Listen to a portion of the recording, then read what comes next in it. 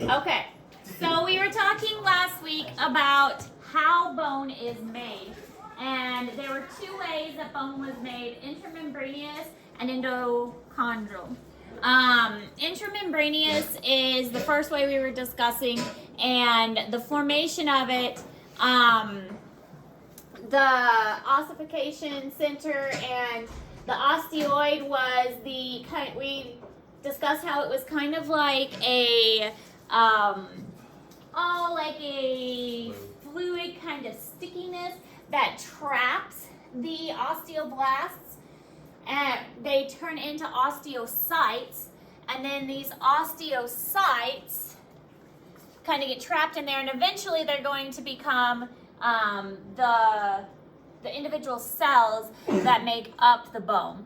Here we can see these are the interlacing, but they're part of the spongy bone, but they're actually they're like the networking inside the spongy bone. They're called the trabeculae, and they make up the spongy bone. The compact bone is more on this side. So the spongy bone cavity contains more red marrow, and then here's our compact bone here and more here. The periosteum is the outermost layer of the bone. So this picture is in Google Classroom. So are we going to need to know that for the test?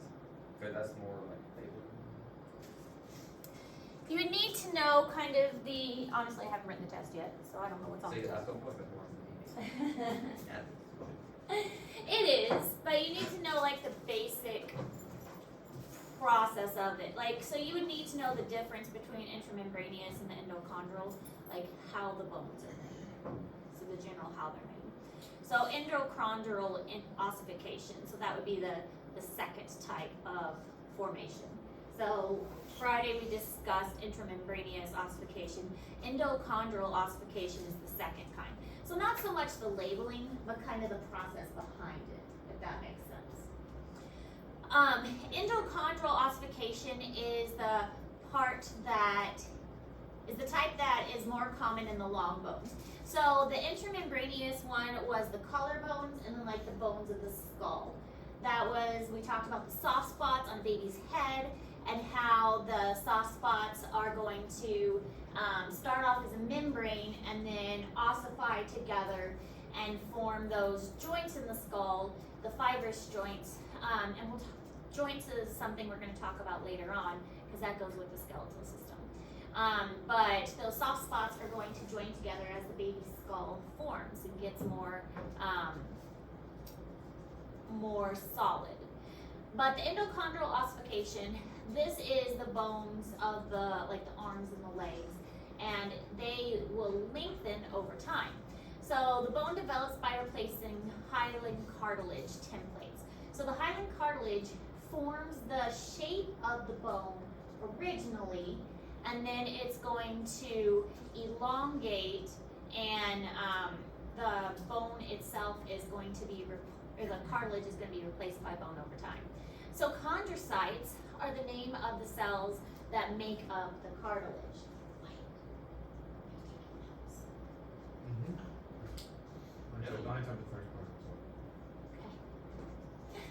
So chondrocytes are the cells that make up the cartilage. And they kind of form basically like a, so how to describe it? Template is a good way, but it's almost like a cast, and then the bone fills in instead and takes over for the cartilage. There's also something called a perichondrium, membrane that covers the cartilage. So it's kind of like keeping the cartilage inside the perichondrium. And the chondrocytes basically die. That's why, like, if you pierce your ear, there's not really much blood because there's not really blood flow to cartilage.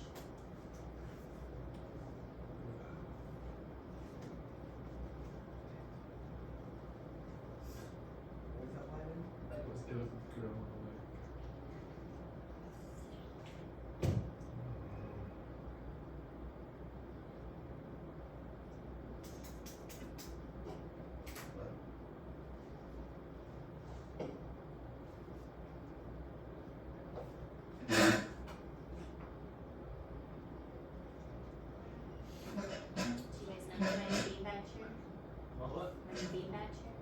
all. So I was trying to ask you, did you get a new one? I did get a new beanbag chair. We should have like 4 more, I think. Yeah. The Yeah, thrift what's that store cost? does not have one. One for everyone. What's that? $11. There you go. Alright, I then. think we should use I got it. one at home already. But I use it. Yeah, I've had it all for the chair like great. Wait. No, I'm kidding.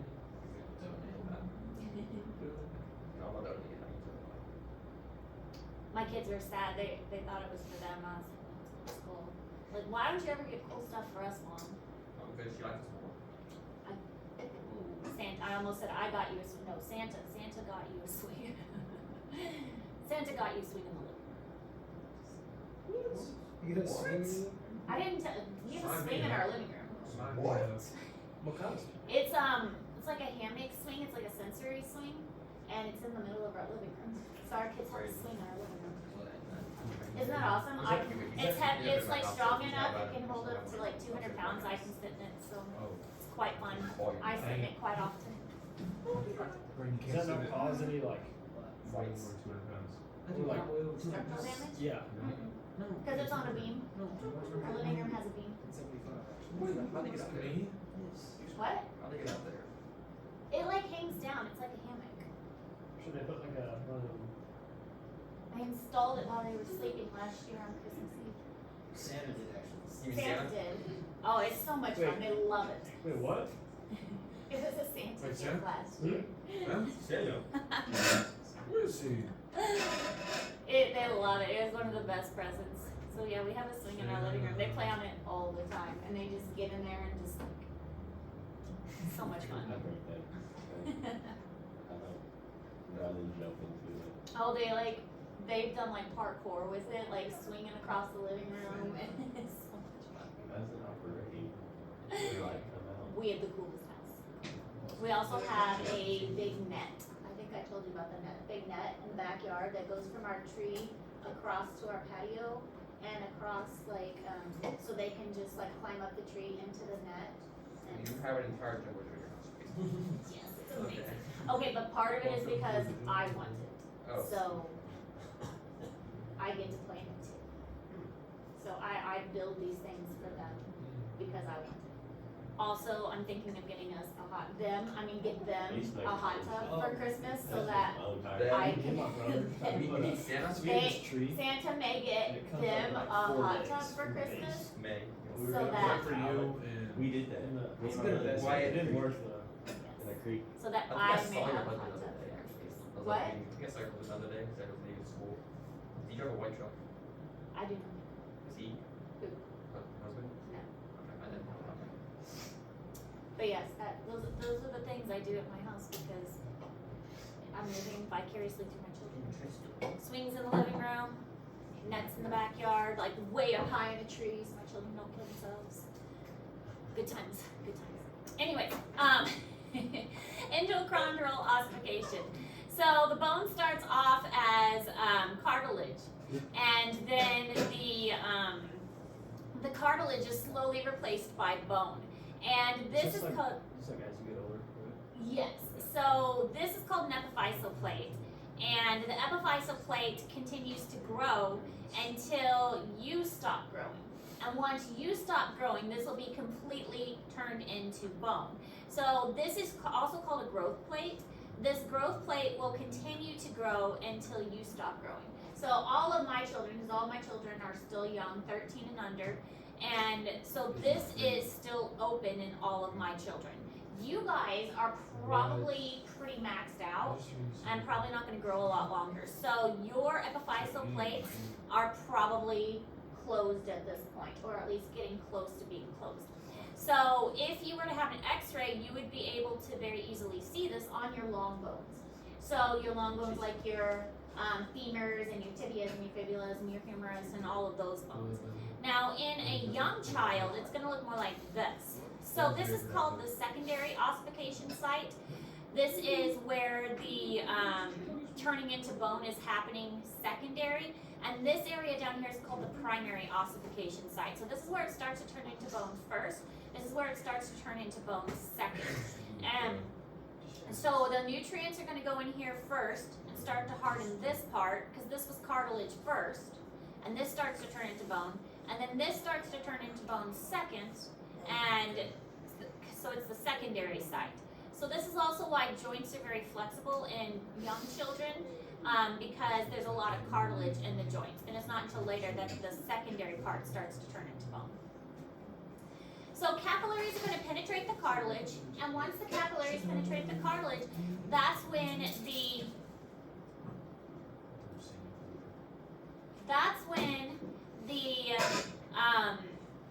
nutrients are going to start coming in and turning it into bone.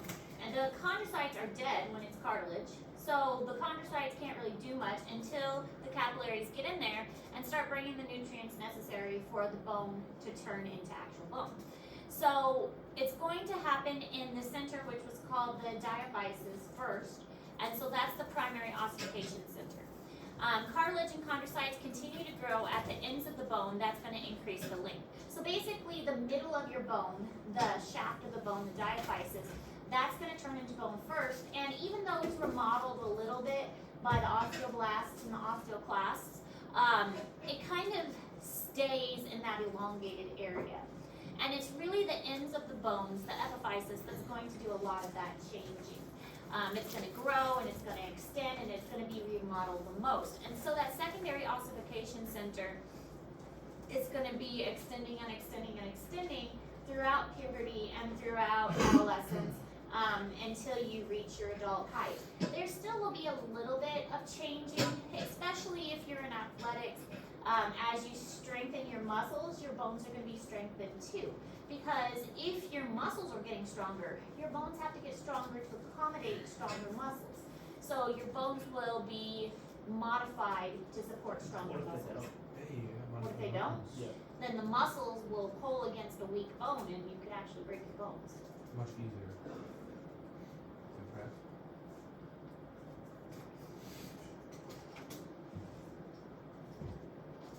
So cartilage remains in the epiphyseal plate or the growth plate, and articular cartilage. So the articular cartilage is the ends of the bones.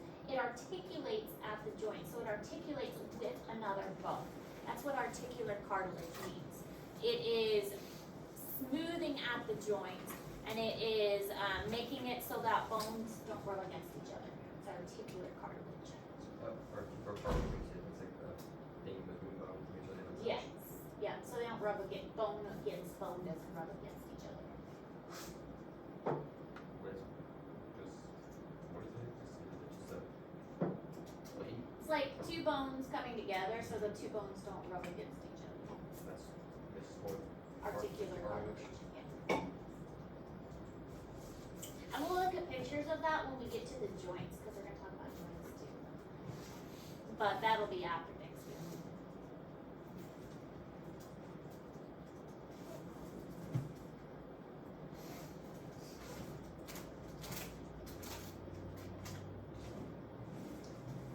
I'm hoping we'll be able to finish up skeletal system and finish up muscles before Christmas. There's not a lot left of the skeleton. We've got to do joints and we've got to do the and disorders of skeleton. And then I'm hoping we can get through muscles. Muscles is a little bit more. Yeah. Anything else, Bruce? Where?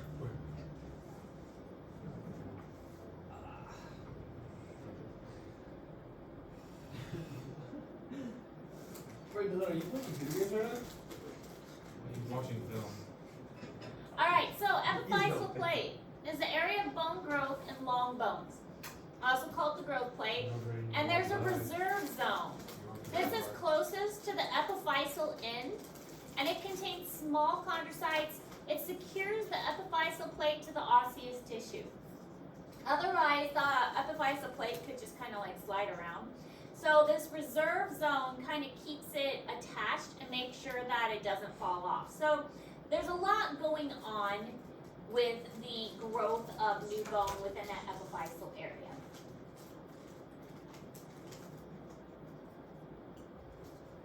It's kind of a complicated process.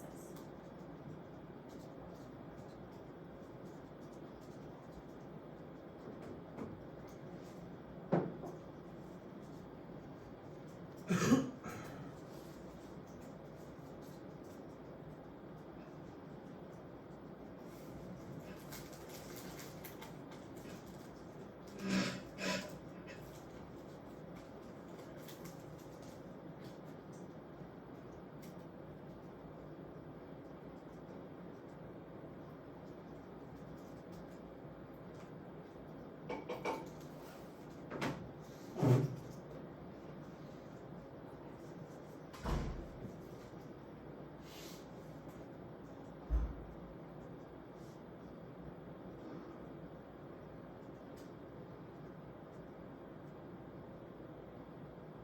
epiphyseal places inside the bone, right? It's not the end. It's kind of like you've got the long bone and then you've got the epiphysis that goes on the end. The plate is like right in between them. So it's a plate that keeps the plate between the long bone and the end of the bone. Yes.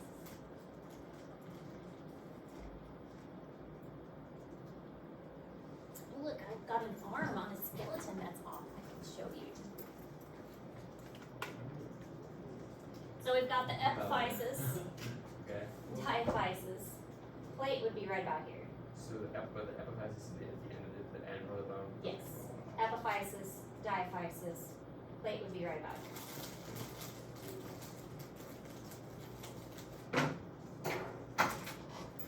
It's on both ends of the bone though. The bone will grow both ways.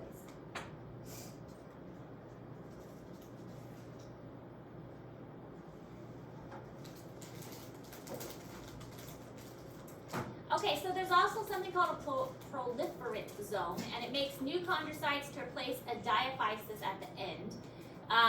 So that would be kind of toward the diaphysis side. So on this side, it's replacing this one. And then the zone of maturation of hypertrophy. So older and larger chondrocytes, bone growth is a result of cellular division here. So that's where the cellular division is actually happening, and that's where the bone is actually growing. So there's a lot going on to actually expand. So that growth plate is actually expanding. The epiphysis is going one way, the diaphysis is going the other, and growth is actually taking place at that growth plate. So again, complicated process.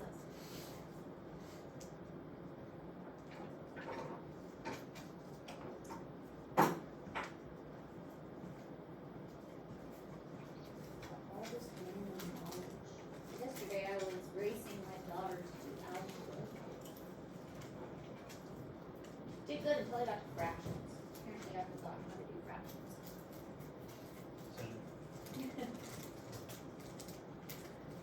And then she beat me at the fractions and she was very proud of herself.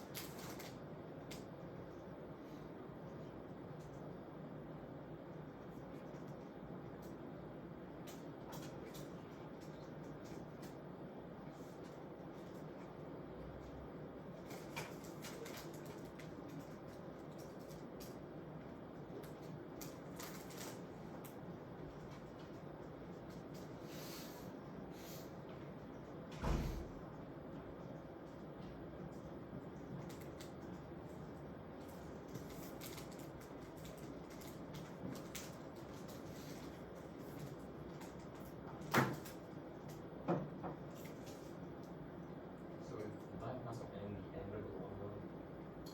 Or is it the side bone? It's like right So it's the end of the diaphysis in. So is it the end of the long bone before it reaches the epithelial plate? Yeah, so it could be like right here or it could be right Is where the epithelial plate starts at? here. Okay. Yep.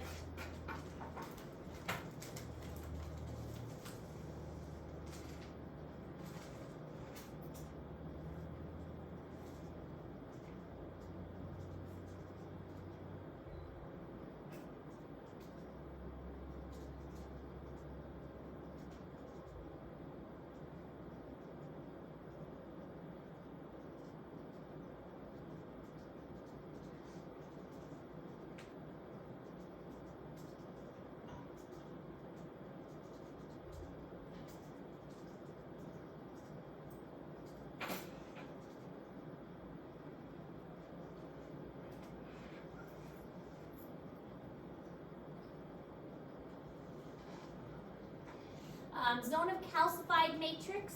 Once the growth stops, the epiphyseal disc cartilage ossifies and turns into bone. So once it stops growing and gets to the length that it needs, you need to ossify it. So that's what it does. It's closest to diaphysis. You have those capillaries that are coming in, and turning it back into the bone area. And then eventually, once growth stops altogether, you get that apophyseal line. Now this can be visible with an x-ray. If you are taking an x-ray of a bone, you can see the epiphyseal line. We will look at some x-rays of this, some pictures of it. But you can see the epiphyseal line on x-rays and whether it is still open and if the growth plates are open or if the growth plates are closed all the way. Do you know there are some crazy surgeries, not in the United States, but in other countries, where people who want to be taller will go to other countries and actually have their bones broken and stretched so that they can get taller. And it takes a year and a half to heal, yeah. It's a long process. Crazy. Why would you do that? They just looked at me and they felt jealous. It's terrible. Why would you do that? Terrible idea. There's also some bad side effects I heard. Yeah, like infection and like deformities, and that's why it's not legal in the United States. It's cost a ton of money. It does. Aren't there like those rods that are like in your legs for a period of time for long, and that those could get seriously affected over time? That's Or grow into the bone and make it difficult to remove, and not a very smart thing. it's not. What's the success rate on that? Not very high. Probably like 40%. I'm not sure what it is. Yeah, but it's not very high. Pretty low. I heard there's like a story. The guy, he's like 5'4", and he's now like 6 feet tall. It worked out for him, but Overall, limb lengthening surgeries have a high success rate of 95%. Really? That's higher than I thought. How much? What's the like amount of like inches Inches. of growth? Yeah. What is it? 6 potentially. I might It's just called length or limb lengthening. What is the Average height increase. Yeah. What is the height increase?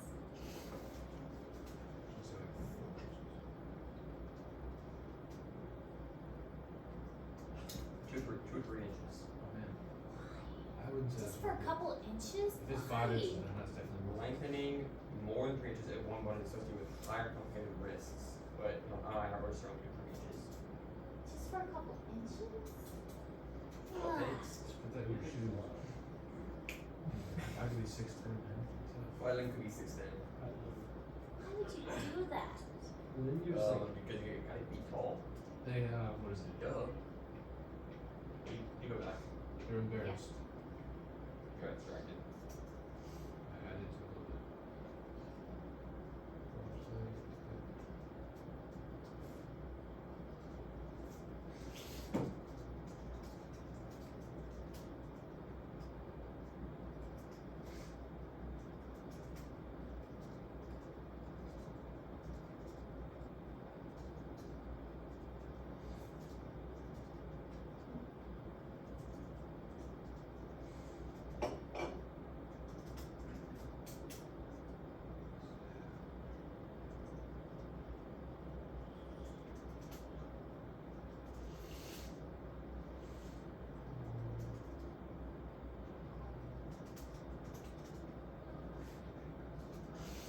Almost done. I just have to do the last part.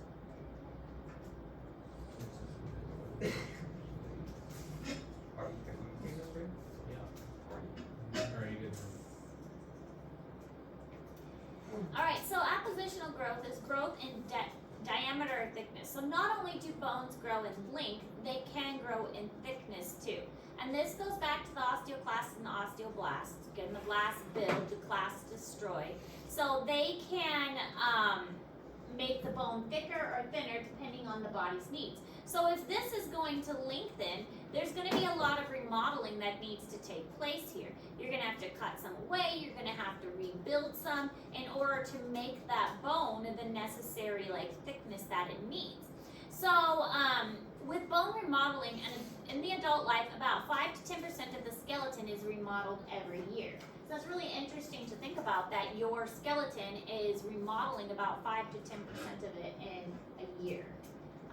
Because you think that once your skeleton is built that it stays there, but interesting 5 to 10% every year remodeled. Now that would make a good question for a test. What? Definitely. How much bone is remodeled every year for 50%. adults? 5 to 10%. 5 to 10%. Good bonus question. Good regular question.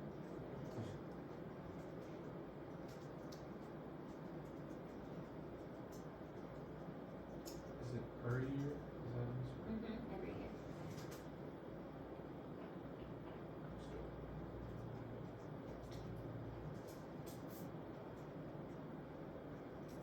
I feel like my children have given me their cold. It was only 2 days this week.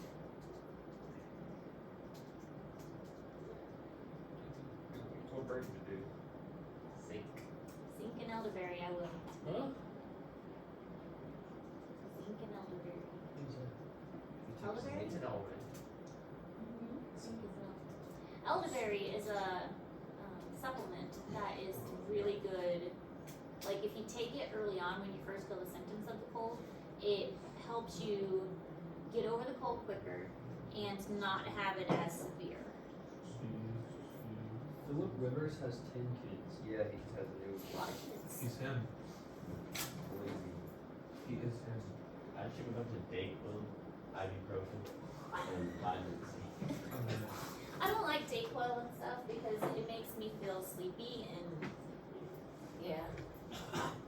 I was just thinking, Like, where say that loud? What? Say that loud. So well, That's the whole. I said. Why is there no Endochondral ossification, which takes place when bone replaces cartilage, occurs in almost all bones below the base of the skull.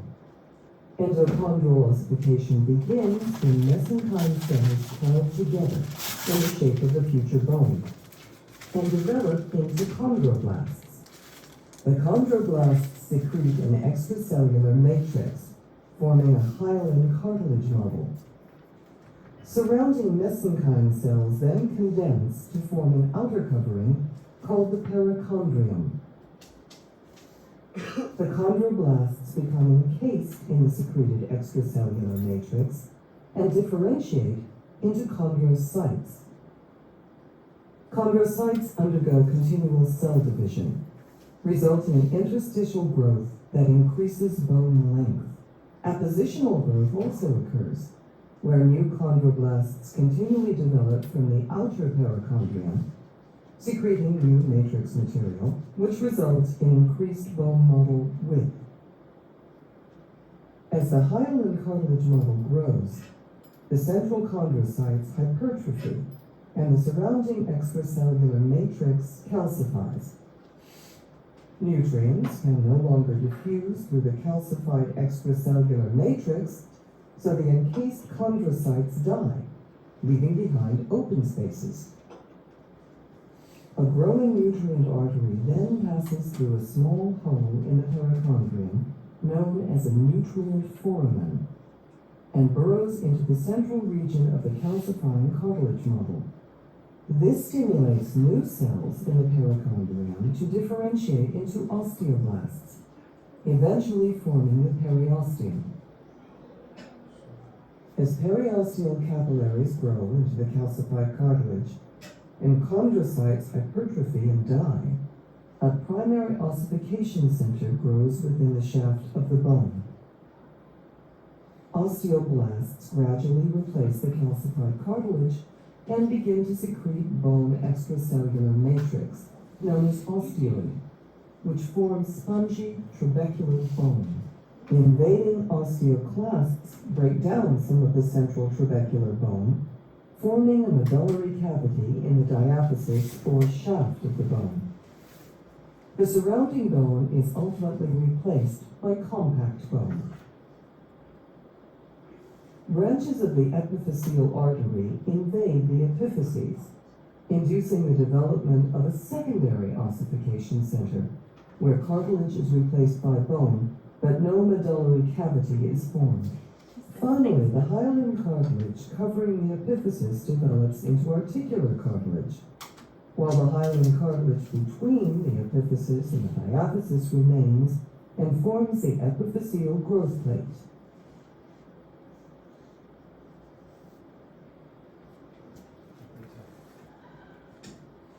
Alright, so the growth plates we already kind of talked about. The epiphyseal plates, and they cause lengthwise growth of the bone, so making it us taller, basically. And then the line is the remnant of the plate after it stops growing. So this is what we see in adults once the growth is stopped. So once there is no more growth, so obviously I'm not growing anymore, so I would have an epiphyseal line, and you guys are probably pretty close to your adult height. You may grow just a little bit more, but like I said, my children are growing like weeds, and I just went through their clothes and was pulling clothes out that don't fit them anymore. So their epiphyseal plates are definitely still open. What's your garden look? Huh? You like growing stuff? I don't think so. It's just my muscles. That is good.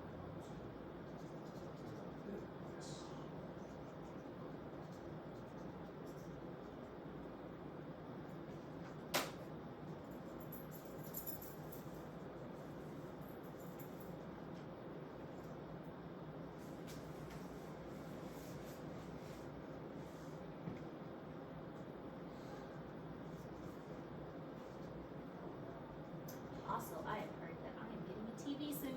Yay! Bless you. You didn't have to be that excited about it. I mean, I'm pretty excited. So I guess would you and your kids like to come watch the basketball game tomorrow?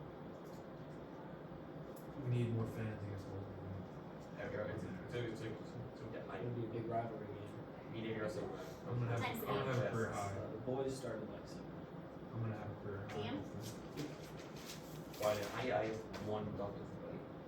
Is it here? Yep. I like I can't dunk. I We'll just don't like We'll see if my daughter has Why it. didn't we? I'll pay. It really hurts my knees when I dunk. My daughter doesn't have Okay, any. We'll buddy. see. Like you were your all-time great athlete. You were referring to yourself? Simple, what? It's a joke. Don't take it serious.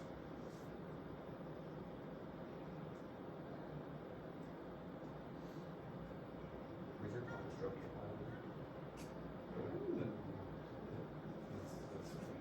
Exactly. But I'll see. We're gonna get district. I'll see your first place. We're gonna get district. We're gonna get district. And I'll be like, who's left? You know?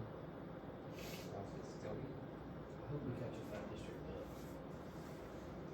You know, it's a big super answer. Yeah, it really is. Okay, this shows the two different, or the What was the easy endochondral ones bones left? and the different growth areas. So we have the articular cartilage, the different types of zones, and how the zones are going to change based on how the bone is growing. This also shows the growth. This is in Google Classroom. So it starts off as a smaller bone, and then it's growing upwards as the bone is lengthening and the cartilage lengthens too. So we have most growth taking place here and here. So a lot of bone reshaping as the bone continues to grow. And this picture just kind of shows the same thing. I liked how it described it and talks about how it gives a good description of what's taking place in each area. This was also a good picture. So this is in Google Classroom. So in an embryo, this is what it looks like. There is very little ossification, and this is the primary ossification center, but it's mostly going to be cartilage. So in a fetus, so a fetus is just born or close to being born, we have a primary ossification center, and then we have our secondary ossification centers, and you can see that the capillaries, that was the word, capillaries have entered into the bone, and when the capillaries enter, that is when the nutrients are available to start the ossification process. So when there's no capillaries, we're not going to have any real bone formation taking place. Then in a child, we still have those open plates, and we have formation happening and hardening of the bones. A lot of the spongy bone is in the epiphyseal areas, and more of the compact bone is going to be in the diaphysis. And growth will also take place outward. Just another visual, this time focusing on the epiphysis. The articular cartilage, so cartilage is growing here, cartilage is replaced by bone here, and then cartilage growth is happening here. So you can kind of see how it's moving upwards slowly. Also in Google Classroom. Alright, so just a couple key term recaps, because we've been kind of saying them a lot. So you don't have to write these down if you already have them written down. The epiphyseal disc, I know we've mentioned that several times. Osteoblast, osteocyte, osteoclast, reabsorption. So you don't have to write these down if you've already got them written down. Just kind of a recap of those main terms. Osteoblasts build, osteocytes are the cells, and osteoblasts become osteocytes when they are trapped in the osteoid. Osteoclasts are going to dissolve. They are the ones that kind of dissolve, and then your body can reabsorb that calcium. And this process is called reabsorption. So if your body needs calcium, this is a process that sometimes happens in pregnant women. If the baby needs calcium, the baby will steal it from the mother pretty much. If the mother is nursing and the baby needs calcium, the baby will steal it from the mother as well. And so the osteoclast will break down the bone, and it will go into the bloodstream, and the baby will take it that way.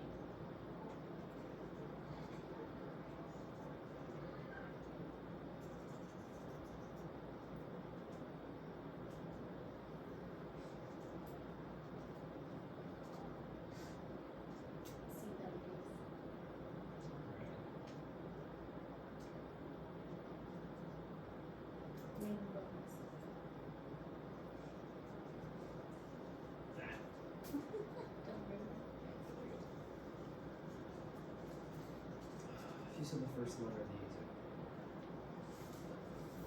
Well, there's one on the pinky side. It's always been told to remember it's PU. Pinky U.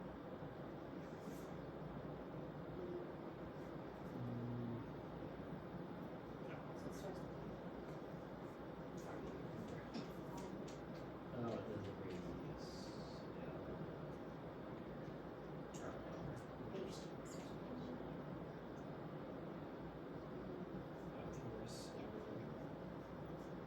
The rest ones are hard. Carpals or Carpals. carpals or those are the, or no, these are Carpals. carpals. Okay. So, yeah. When I taught my students an acronym to remember the carpals. And the tarsals and the toes. Did I go backwards? I went backwards, no. This shows how the remodeling happens. So here's the old bone, this little dotted line. This is what it looked like. So it shows the remodeled, how it used to be and how the bone has been remodeled. So this is what it used to be. And I like this picture since it shows this is where it was and this is how it is now. So the bone had to be dissolved in some places and added in other places to make the new shape. So there is a lot of remodeling going on by the osteoblasts and the osteoclasts in order to make the shape of the bone. Alright, this is a fun picture to compare an adult hand to a child's hand, because you can definitely see that there is a lot of cartilage in the child hand compared to the adult hand. If you look really close, you can see the epiphyseal plate right there. And you can see the joints are much more cartilage, and the joints are much more formed in the adult. And there are very few wrist bones in the child, because those bones aren't going to harden until much later. So the adult hand has really hard bones, and then the child's hand does not. Would that be a good question for the test? I could put a picture up here and say, identify the growth plate. Ooh, it can make you do x-rays. That'd be fun. It's physiology. Okay, So this shows open growth plates versus closed growth plates. So this one's open. That's what that line right there, that dark line, because cartilage does not show up in an x-ray. And this one has a white line. That's a closed growth plate because the cartilage doesn't show through, so it shows up as a white line. So open growth plate there, closed growth So plate there. open means that it's actively growing. Yes. Closed, it's done growing. Yes, because this is cartilage. So all of this is cartilage, It does come. and this is It's a cartilage. broken bone.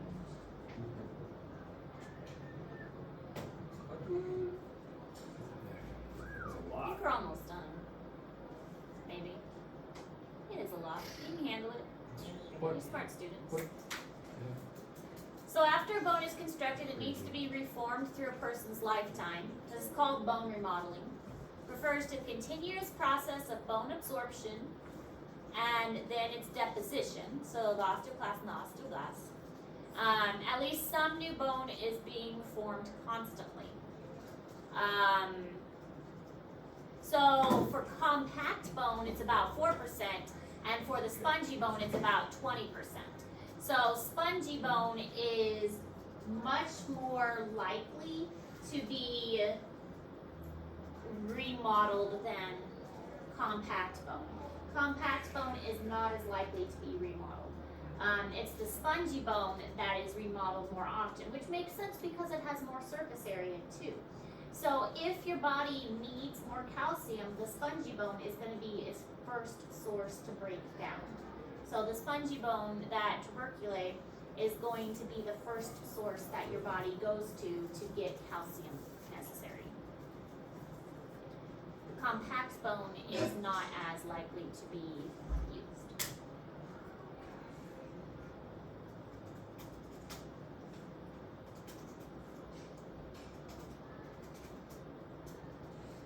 That's not too bad when you just do the red. That's why I do the red.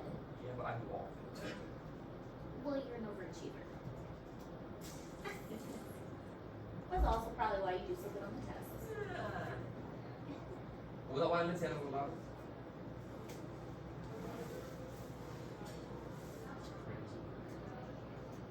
You're loud over there. Yes, that's why. Mr. Hardon. You smell like a sub. Everybody knows. I guess everybody knows all the subs, really. At this point, yeah, I do. Off the streets.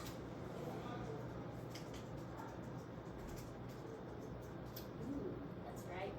Dual credit zoology is dissecting a shark today. So that's what was my mistake. Kobe. It is gonna be sticky.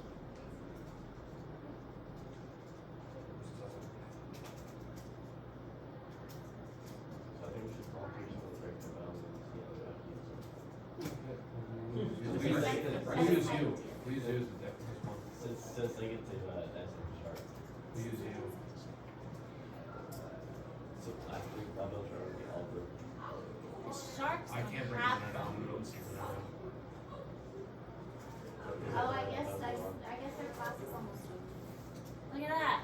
We can use brain. Not brain. I didn't even realize what time it was. You should have gone for basketball brain. Okay, this will be our last slide, and then tomorrow, bone lab. Bone lab. You guys won't be here.